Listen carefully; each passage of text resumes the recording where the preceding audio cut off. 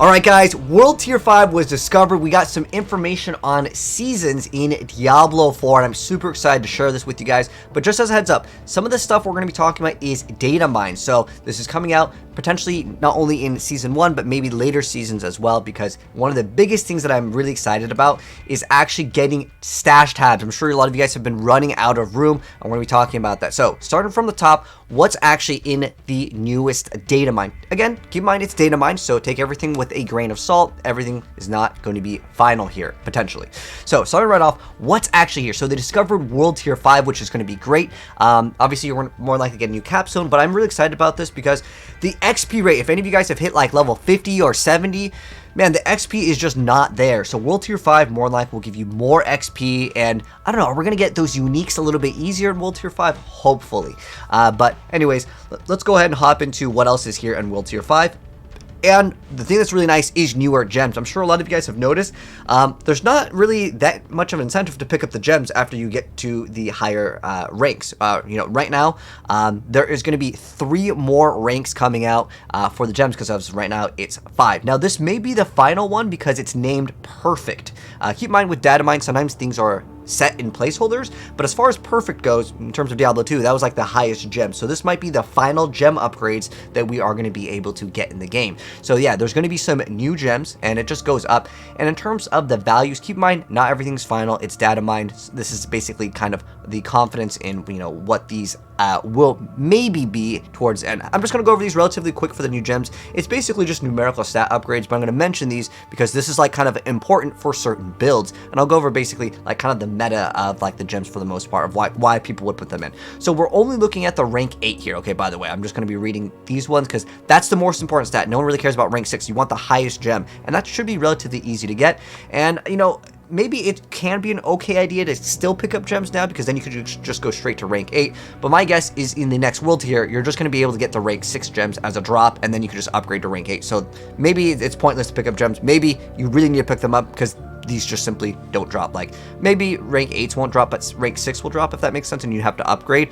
So you guys can sound off in the comments if you guys think it's even worth picking up gems, because like you can only hold 50, and I'm running out of stash room, so I just stopped picking them up, to be honest. But nonetheless, Amethyst. I haven't really seen too many people use Amethyst, but it does have that damage over time, so there are some builds that may use that. It's at like 11% at the higher end, and then on top of that, the damage taken over time reduction, 11%, not too bad. I'm sure some of you guys ran into like poison damage where it does a lot. So I've seen people actually throw in jewelry, some poison resistance, but honestly, resistances, guys, are not that good. That's why most of the streamers and content creators were all playing with skulls. Skulls is basically the go-to, but nonetheless, I'll at least mention, why people are using them. However, people do use emeralds for the critical strike damage to vulnerable enemies, which is in the weapon category. So small amount of DPS boost, but remember, some classes you can put in a lot more than others. Like for example, Barbarian, you can put in 6 gems, or in the Rogue, you can put in 4 gems, right? So adding up a few percents here and there, it does give you technically a boost, right? But it's usually used for the crit strike damage of vulnerable enemies. But on top of that, the Thorns, hey, if you're playing a Thorns build, hey, Emerald's getting an upgrade, and this is a pretty big jump. I mean, we're going to almost, we're at 700 Thorns. Again, these are like predicted values.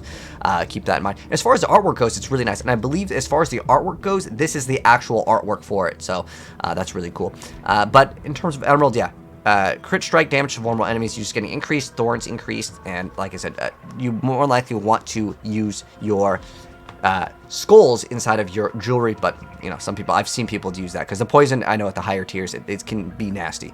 Anyways, rubies, people generally use this for the extra maximum life, although the overpower, if you're playing certain builds like Druid and Necromancer, can technically get overpower on a more consistent basis. But hey, that's a nice little upgrade. I mean, technically, if we're looking at numerical values, I believe this is a 1.5%, and if you get it like 4 times, sure, you get, so basically like another 5% life, right? It's like, okay. As far as Topaz goes, I have seen people use this in damage reduction while controlled impaired, so that is the armor category. So a few percents here and there. Again, you get like 10 more % damage reduction while control impaired. Haven't really seen too many people use basic skills, but that is an option. Maybe if you want to upgrade your basic skill damage with the Topaz.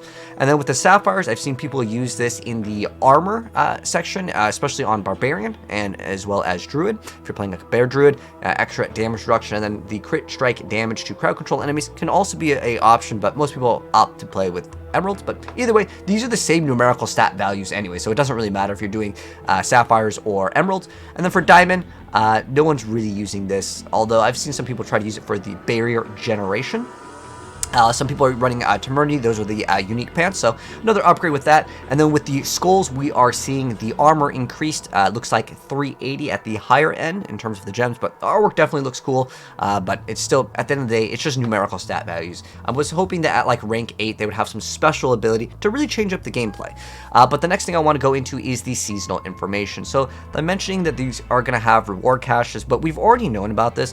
These battle pass images were actually shown off in a live stream, but basically what you got to do is there is what's called a set of chapters, and we're going to complete these. If you play Diablo 3, think of it kind of like your season journey is what they called it. You'll have to complete these things, and what do you get? Now, there is a thing called top secret that we don't know what's actually in, but like looking at what the objectives are, complete a local event, complete any dungeon. These are like super simple, but looks like you get some sort of reward, and then there is an aspect, and we already have pretty much access to most of the aspects. So is this going to give us an aspect that already exists, or are we going to get new legendary aspects? And I think that that would be really awesome to see new aspects obtained through this, so we can actually have like new content through the new season. I think that that'd be a really good thing.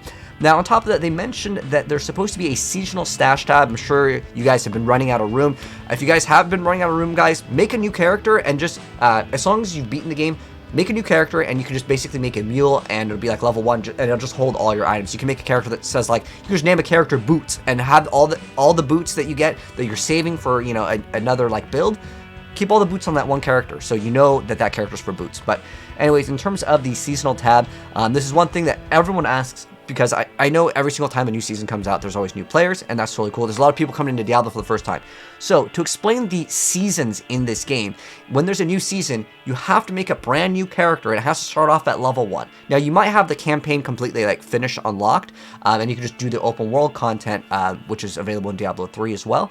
And there's going to be some mechanic to level up faster. And if we get World Tier 4, that will be making things faster, and more likely you'll have access to your mountain as long as you've completed the campaign already. But you cannot transfer your items. By the way, these are all cosmetics. Even if you buy things on the Battle Pass, it doesn't give you an advantage. There is an XP boost on the Battle Pass, but you have to earn that. You can't just buy your way through that, just as a heads up.